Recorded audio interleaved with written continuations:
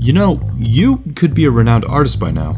Mozart was born to a musician, played since he was 5. No one is ordained with raw talent, they are forged by years of refinement. Sure, people have unique tastes, are inclined by personal interest, and are biased by their consumption, but inherent intelligence doesn't dictate technical capacity, nor does inherent dexterity guarantee creative genius. What levels the playing field for everyone is the middle ground, where mentality meets physicality.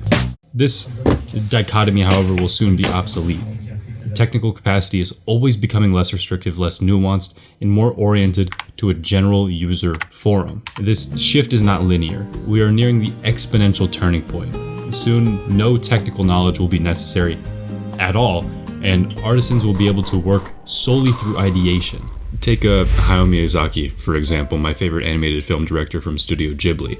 His decades of care and determination for his craft will soon be imitated by machine capacity. A single director looking to create their own Studio Ghibli style film will one day be able to simply procure the images from brain-computer interfaces. Their studio of animators, AI deep learning algorithms will create the film faster, cheaper, and perhaps better than anything man is capable of. This, however, remains a slightly more distant reality. The nearer future presents a similar solution. Drawing stick figure animations and rudimentary characteristics will give AI enough starting ground to reproduce studio quality imagery. Scenes requiring little action or content that's based in reality can be filmed practically and then just augmented with the deep learning tech. Music, hum a tune, define the instruments, clean some chords up in post, and AI has generated another artisan quality work of art. We've already seen AI generate new works from deceased artists simply by using their back catalogs of work.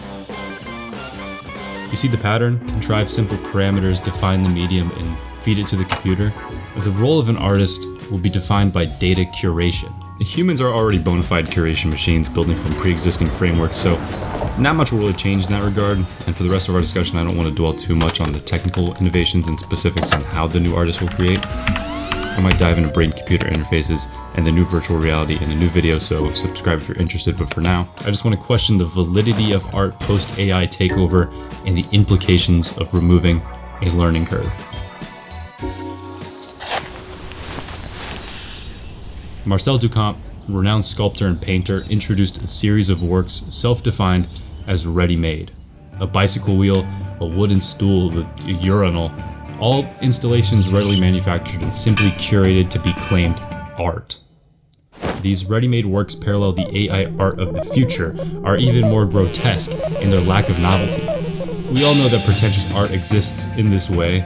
Bananas duct taped to walls, soup cans, heaps of garbage, all claim to be art in some commentary against consumerism. I get it. Duchamp notes that anything with the intention of art is art. Just as bad emotions are still considered emotions, bad art still must be considered art. With the adoption of these new technologies, there will be an abundance of new art. Bad art, but still art.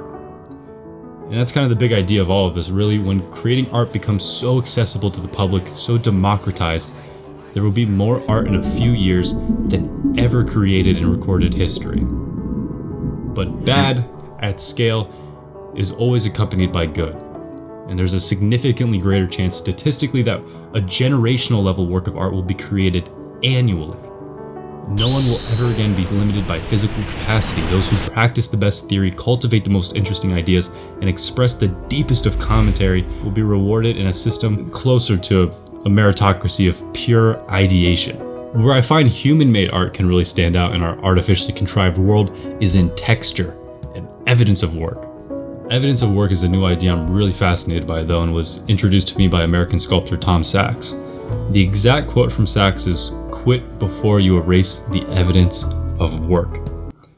In our consumer culture of hyper-refined products, we rarely see evidence of human craftsmanship. This issue will obviously be magnified by AI intervention. Tom Sachs relates his raw, visceral works to the iPhone.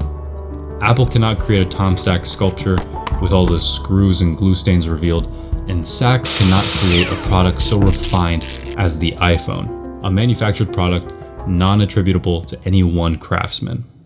We're truly heading to the future we've always been hearing about. We've finally hit that exponential curve of growth, and the world will be unrecognizable in the preceding millennia. Anyways, that's my take on the matter. Everyone will be able to create anything. The abundance of work will offer the worst of the worst, but also the best of the best. Intimate human-only work will still have a place, but it'll be just a sign of nostalgia. We'll all be living in virtual reality anyways.